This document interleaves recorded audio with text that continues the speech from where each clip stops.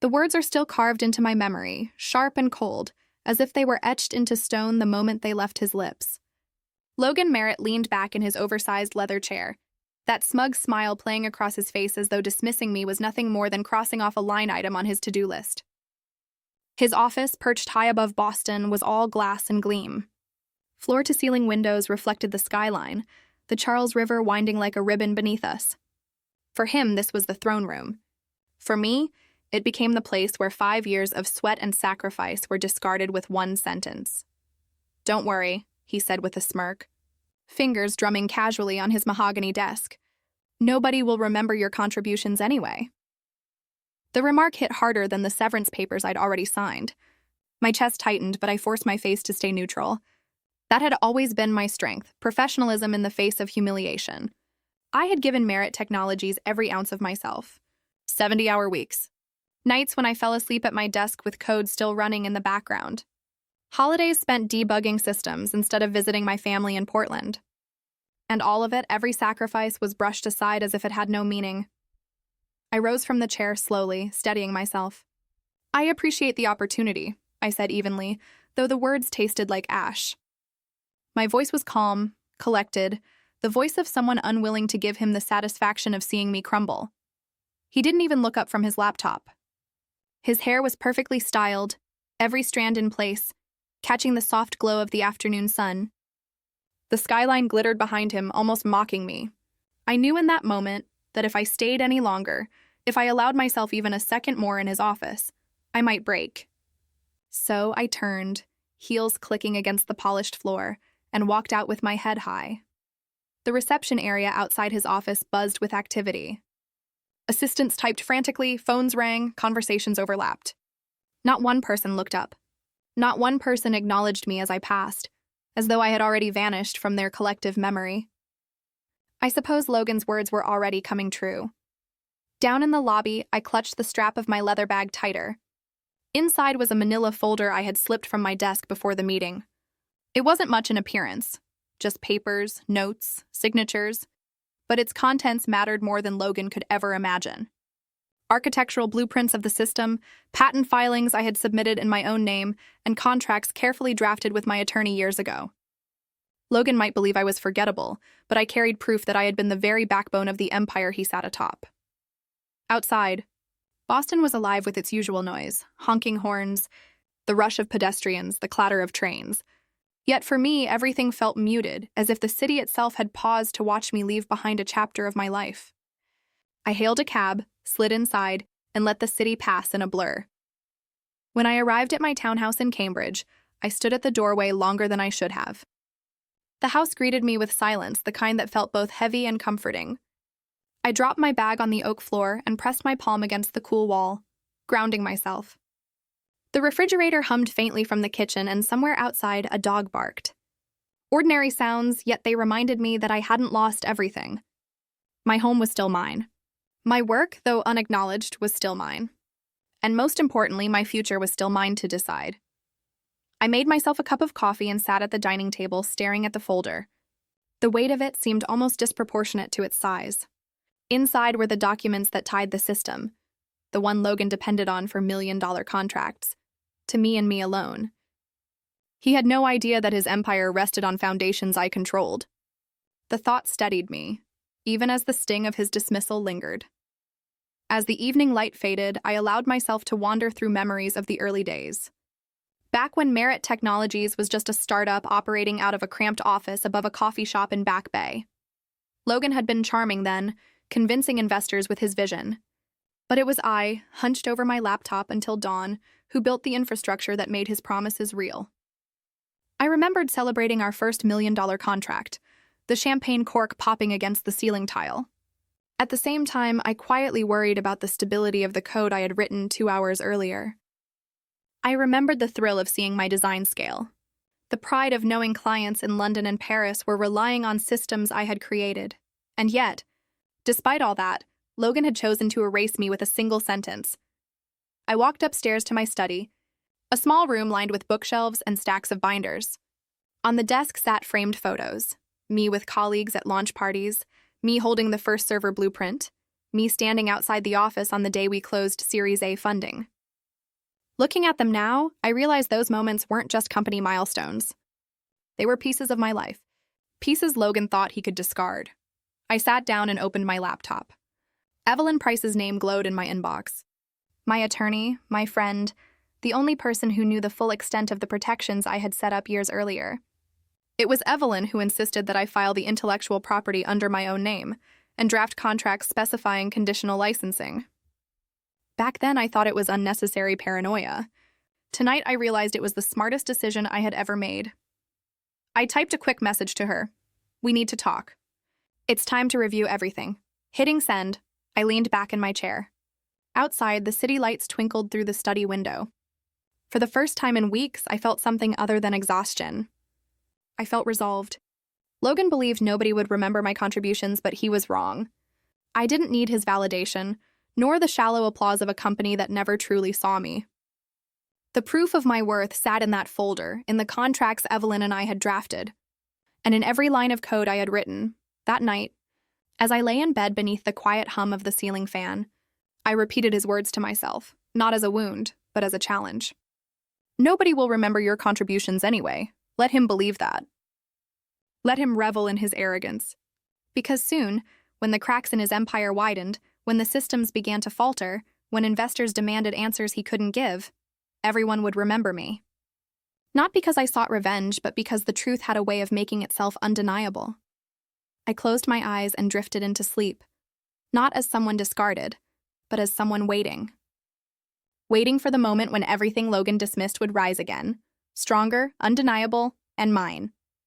It didn't take long for the cracks to appear. At first, they were small. Missed deadlines, vague complaints from clients about lagging systems, whispers among former colleagues who still dared to send me messages after hours. But by midsummer, those cracks had widened into gaping fissures. Merit Technologies, the company I had built with my own hands, was beginning to collapse without me. I remember the morning it all became public. I was sitting in my Cambridge townhouse, still in pajamas, sipping a cup of dark roast coffee at my kitchen table.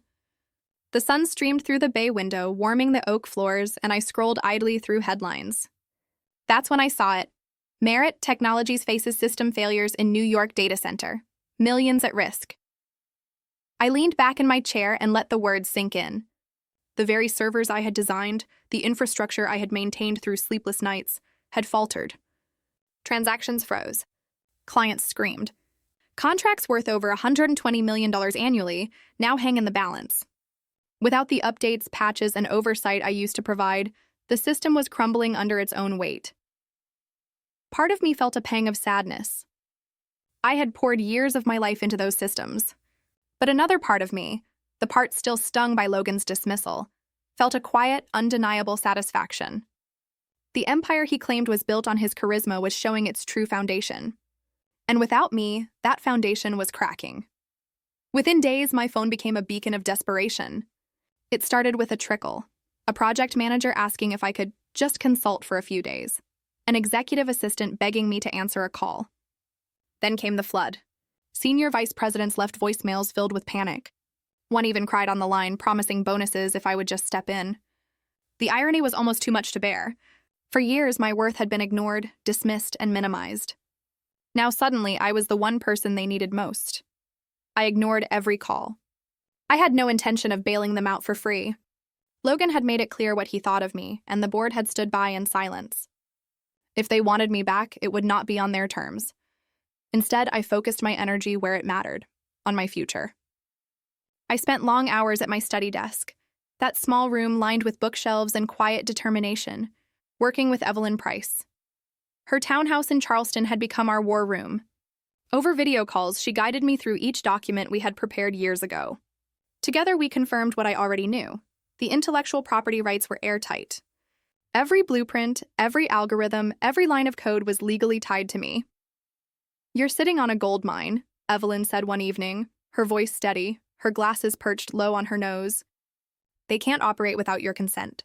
Every contract they've signed depends on your system, and those contracts are worthless if the system fails." Hearing her say it out loud sent a rush of validation through me. Logan's words, "Nobody will remember your contributions," were unraveling before my eyes. Not only were people remembering, they were realizing they couldn't function without me. News outlets swarmed on the collapse. Bloomberg, Forbes, and even the New York Times ran stories about Merit Technologies unraveling. Investors pulled out. The stock price plummeted. Clients began threatening lawsuits. Watching the chaos unfold on television, I almost laughed. The company had once been portrayed as unstoppable, a beacon of innovation in American tech. Now it was a cautionary tale, all because the man at the top refused to acknowledge the person holding it together. One night, as rain pattered against my study window, I listened to a voicemail from one of the board members. His voice was urgent, trembling. "Please, Dana, we need you. You don't understand. If these contracts fall apart, we're finished. Just come back for a few weeks. We'll make it worth your while." I deleted the message without responding. They had never made it worth my while when I was sacrificing everything for them. Why should I rush to save them now? Instead, I poured my focus into strategy. Evelyn and I mapped out scenarios, what legal actions we could take, how to leverage the contracts, and when to strike. She was meticulous, often reminding me not to act out of anger but out of control. "Revenge feels good," she said once, "but control feels better. What we're building is leverage, not retaliation." I understood her point. This wasn't about hurting Logan. This was about securing my rightful place, the recognition and compensation that had always been denied to me. Meanwhile, the calls kept coming. At one point, I received a frantic email from Logan himself. The man who had dismissed me with a smirk was now begging for my help in writing. His message was short, almost pitiful. "Dana, I know we had our differences, but the company needs you. Let's talk." I stared at his words for a long time before closing the laptop. Logan's arrogance had carried him this far, but now he was learning a truth he had spent years avoiding. He wasn't the builder. He wasn't the backbone. I was.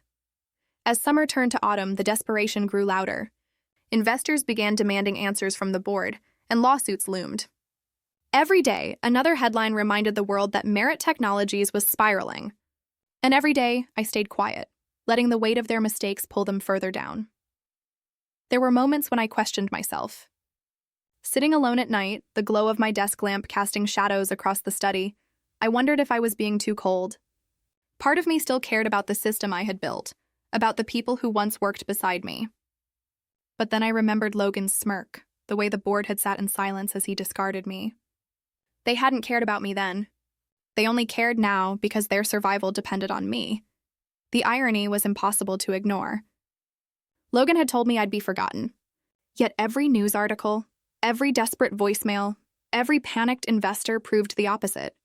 My absence had become unforgettable. By October, Evelyn and I were ready. The legal notice was drafted, the contracts reviewed, and the leverage prepared. Soon we would make our move, not as supplicants begging for a seat at their table, but as the rightful owners of the system itself. And as I stood in the doorway of my townhouse one crisp autumn morning, leaves crunching beneath my boots, I felt a calm resolve settle over me.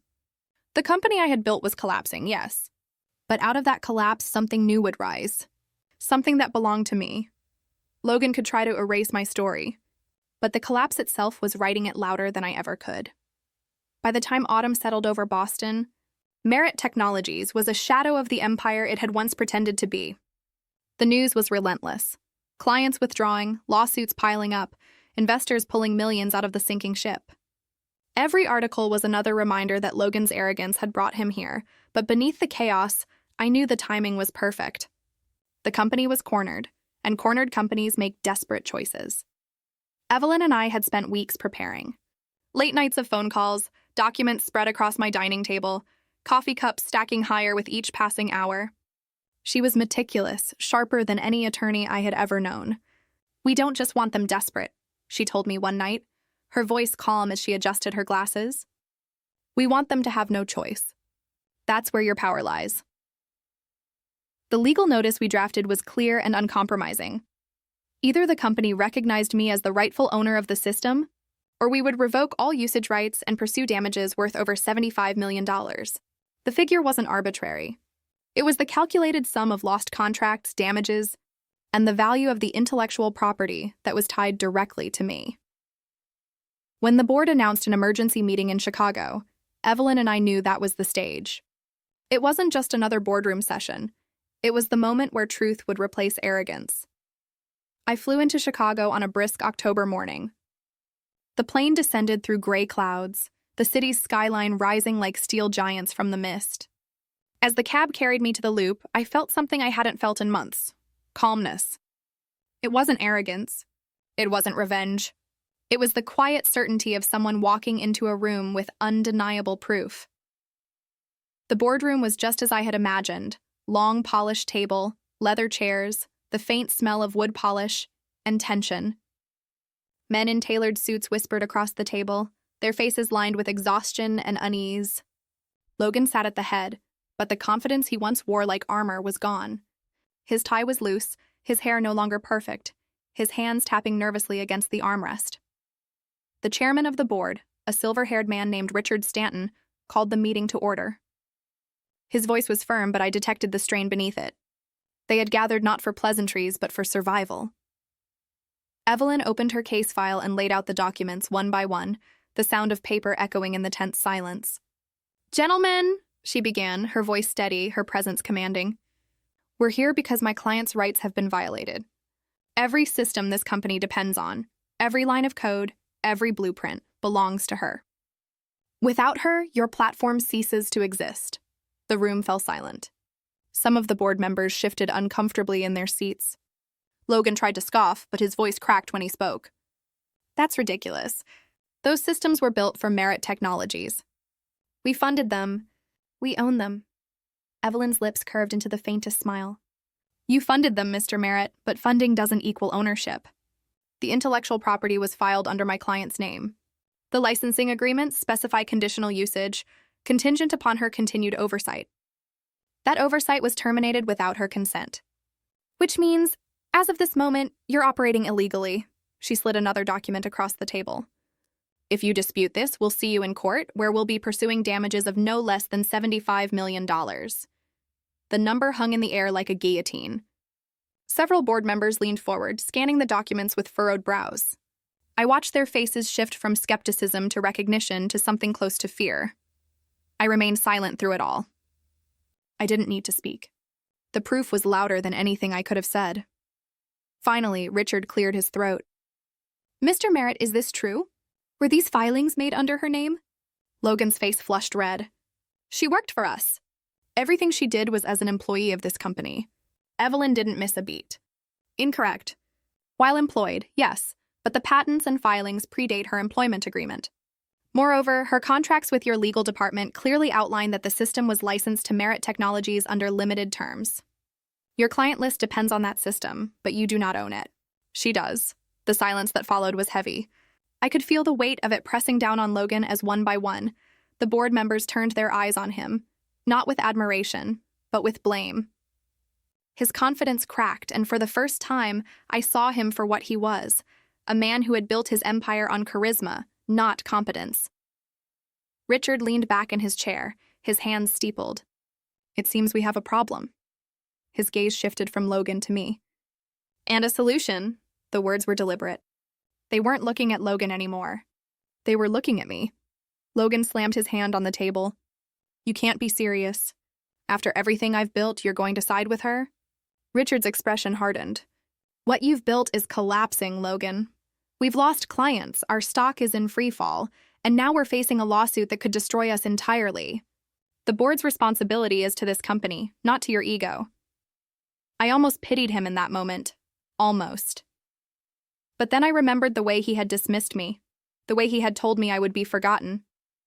And I knew pity had no place here. Evelyn closed the folder and looked directly at the board. "You have one option: acknowledge her ownership, restore her leadership, and compensate her properly. Anything less, and we proceed with legal action."